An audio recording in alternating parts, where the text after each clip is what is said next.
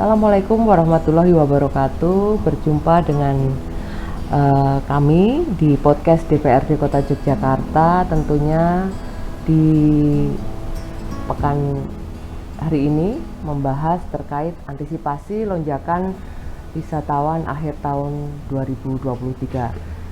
Bersama saya Bapak Dwiantoro. Selamat pagi Pak Antoro. Selamat pagi Mas Antoro lah ya. Mas Ketoro. Salam sehat selalu buat kita semua dan semangat.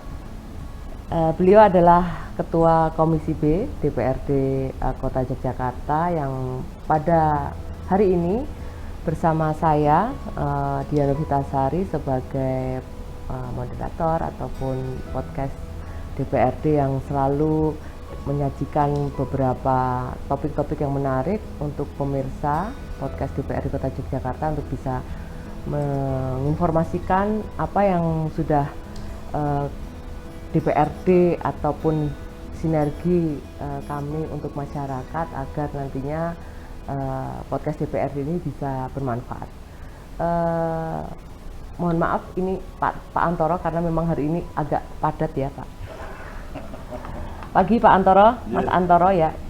Kita mengetahui tahun 2023 ini pastinya sudah akan mendekati bulan November, Desember sebentar lagi, yang dimana pastinya Kota Yogyakarta selalu menjadi tujuan favorit para wisatawan baik itu domestik ataupun mancanegara untuk hadir di datang untuk berwisata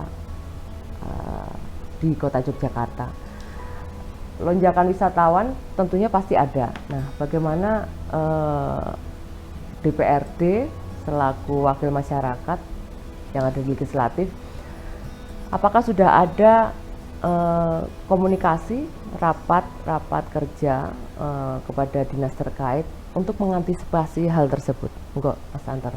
Matur kemudian terkait dengan hari ini apa yang dilakukan oleh teman-teman Komisi B DPRD Kota Yogyakarta bersama-sama dengan Dinas Pariwisata Kota Yogyakarta yang dalam hal ini menjadi pihak yang paling bertanggung jawab agar bagaimana sesuai dengan target, sesuai dengan apa yang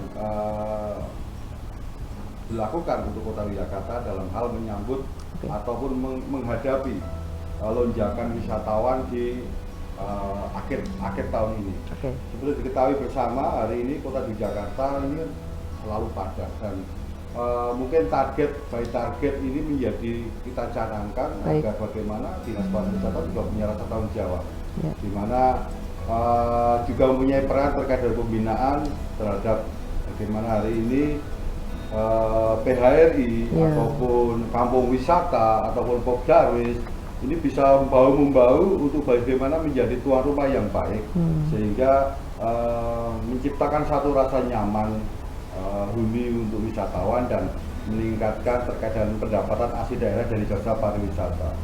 Pendapatan ini kan asli daerah atau PAD dari jasa pariwisata kan menjadi cukup besar, favorit, dominan ya. Andalan Kota Yogyakarta dominan di angka, kalau kami boleh menghitung ya antara 60-70% ini dari sektor jasa pariwisata, sehingga apa yang dilakukan, apa yang diprogramkan ini menjadi penting agar pariwisata ini selalu menjadi andalan dan wisatawan tidak ada jenuhnya, wisatawan tidak ada bosennya untuk datang ke Jakarta, dan Dinas Pariwisata harus selalu mengupdate apa sih hari ini layanan, apa sih event yang akan mendatangkan wisatawan ke Kota Yogyakarta.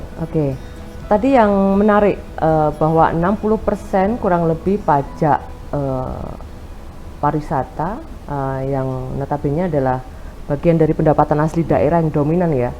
Dari sisi pendapatan asli daerah yang tadi disampaikan oleh Mas Antoro, bahwa tentunya pendapatan asli daerah bisa meningkat, harus adanya sebuah promosi. Apakah dari pemerintah Kota Yogyakarta yang tadi disampaikan oleh Mas Antoro bergandengan dengan lembaga terkait PHRI atau kampung wisata yang sudah dibentuk, apakah ada promosi yang lebih spesifik, agenda tahunan, event tahunan yang nantinya akan disajikan di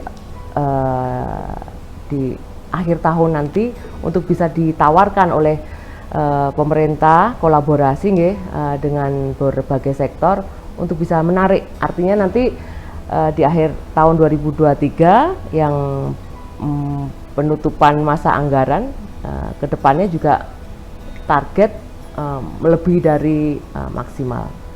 Mungkin bisa disampaikan di situ nanti. Itu yang pertama. Yang kedua terkait bagaimana tadi juga kesiapan UMKM untuk dilibatkan di dalam kampung wisata.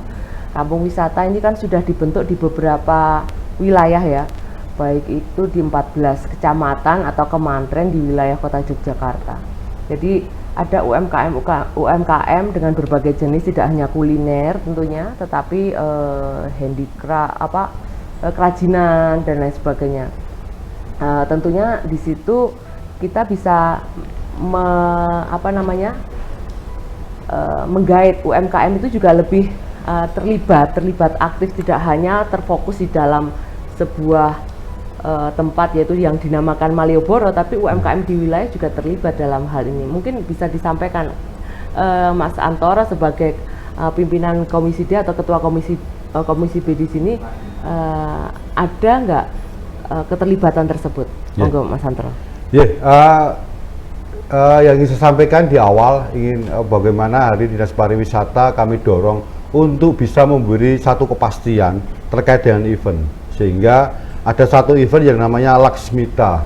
Bagaimana itu menjadi representatif dari calendar of event dari Januari sampai Desember, sehingga apa yang di akhir tahun yang lalu 2022 tersampaikan, event-event ini akan sangat berurutan dan mengisi di setiap bulannya, di setiap minggunya, sehingga wisatawan tahu, dan ini harus terpublikasi dengan baik, harus terinput dengan baik oleh teman-teman asosiasi tour travel, PHRI dan lain. Dan kurang lebih 1 minggu yang lalu Dinas Pariwisata sudah meluncing terkait dengan kegiatan untuk kalender eventnya tahun 2024. Sehingga di akhir tahun ini saya rasa juga sudah siap beberapa event yang mungkin kami dorong tidak hanya merangkum kegiatan yang dilakukan oleh Dinas Pariwisata Kota, Mbak Dian. Bagaimana hari ini teman-teman di Dinas Kebudayaan Kota maupun Provinsi ketika melakukan event di Kota Yogyakarta juga harus terupdate dan terinfo dengan baik. Ketika hari teman-teman dari perindustrian, koperasi kota maupun DIY dengan bagaimana pemberdayaan ekonomi berbasis UMKM dengan pameran, dengan bazar dan lain-lain ini juga harus terinfo dengan baik. Kemudian pihak swasta pun juga hari ini menjadi salah satu lokus untuk kami, juga menjadi bagian daya dari Dinas Pariwisata juga ikut mengkolektif. Tinggal channeling saja dengan teman-teman di Dinas Penanaman Modal dan Pelayanan Terpadu Satu Pintu terkait dengan izin, hiburan dan lain-lain. Saya rasa ini menjadi satu hal yang sangat kompleks untuk bagaimana Kota Yogyakarta sebagai kota berbasis event, Kota Yogyakarta sebagai kota pariwisata ini sudah pas untuk bisa menyajikan. Dan sebarannya, mohon maaf, ini harus saya sampaikan, kemarin ada beberapa evaluasi, tidak hanya terkumpul pada satu titik di Malioboro, di Tugu, tetapi juga hari ini melebar, bagaimana kawasan Jogja Selatan, kawasan Jogja Utara, Barat dan Timur ini juga harus terangkum dengan baik, sehingga ketika benar-benar Yogyakarta dikunjungi, kemudian timbul satu kepadatan wisatawan, ini bisa terurai dengan baik. Ya, tadi yang disampaikan adanya kolaborasi lintas sektor, baik itu Dinas Kebudayaan atau Kebudayaan dan provinsi. Tentunya wisatawan domestik atau mancanegara taunya mau itu provinsi DIY, mau taunya Bantul, Sleman ataupun Kulon Progo, taunya Jogja.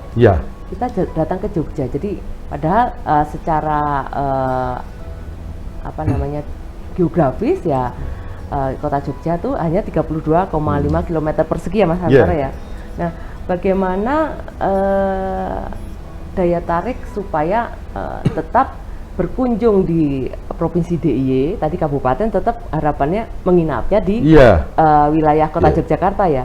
Nah, itu animo seperti itu supaya wisatawan itu lebih kerasan untuk bisa hadir, untuk bisa datang ke Jogja. Apakah dalam hal proses penataan dalam ya nanti ini akan bersinggungan dengan parkir ataupun hal kenyamanan wisatawan tersebut hadir untuk di wilayah Kota Yogyakarta. Nah, dari sisi hal tersebut tadi tour and travel, bagaimana saat meng-create tour and travel itu tadi supaya menjadi sebuah penyampaian yang lebih masif kepada para wisatawan domestik atau mancanegara, karena tentunya pasti paket tour yang akan ditawarkan. Mungkin bisa dijelaskan detailnya. Apakah kalender event itu juga menjadi bagian package atau paket yang ditawarkan? Mas Rasul, kita sangat beruntung, kita bahagia ketika nama kota Yogyakarta ini terbranding dengan Yogyakarta. Dimanapun event, mau di Bantul, mau di Sleman, mau di Kulon Progo, mau di Gunung Kidul, ini terangkum dengan kata Jogja. Ini yang selalu kita dorong, sehingga komunikasi untuk kita selalu menyapa kawan-kawan stakeholder, baik PHRI maupun Asita ataupun teman-teman himpunan pramu wisata atau guide, ini menjadi penting. Saya rasa membranding kata Jogja sehingga terimage bahwasanya di Yogyakarta. Dan perlu disadari juga hari ini 712 hotel ada di Kota Yogyakarta, Mbak Dian. 12 hotel. Di samping itu, ketika 712 hotel ini dalam kalau biasa kita bicarakan kaitannya huniannya sudah sangat padat, kita masih punya spelling terkait dengan bagaimana hari ini homestay di luar hotel ini yang bisa menangkap dengan kearifan lokal tawarannya. Nah, ini tentu saja menjadi penting ketika 25 kampung wisata yang ada di Kota Yogyakarta ini juga berupaya di setiap kampung wisata juga ada yang namanya homestay. Sehingga lama tinggal di Yogyakarta ini tidak hanya terpacu pada satu fasilitas hotel, tapi juga pelayanan terkait dengan bagaimana budaya Kota Yogyakarta, bagaimana keramah tamahannya, sehingga homestay yang dibuat Dinas Pariwisata Kota Yogyakarta ini kan wajib dalam satu rumah ini maksimal hanya ada 4 kamar, dan harus ada induk semangnya. Nah, sehingga ini menambah satu hal yang menarik untuk bagaimana orang mau liburan di daerah istimewa Yogyakarta, tetapi harus menyebut kata Yogyakarta dan harus dan wajib menginap di Kota Yogyakarta. Ini strateginya. Pak Santoro, menarik tadi sudah disebutkan homestay, tapi sebelum kita nanti mengulas homestay yang di situ kearifan lokal yang melibatkan 25 kampung wisata yang sudah terbentuk, kita jeda sebentar dan nanti akan kembali di perbincangan yang lebih menarik, karena ini sudah merangkum terkait UMKM, kampung wisata terlibat supaya nantinya potensi dampak positif perputaran ekonomi di lonjakan wisatawan tahun 2023 akhir ini dinikmati bersama. Kita jeda sebentar, nanti kita kembali lagi di podcast DPRD. Sampai jumpa.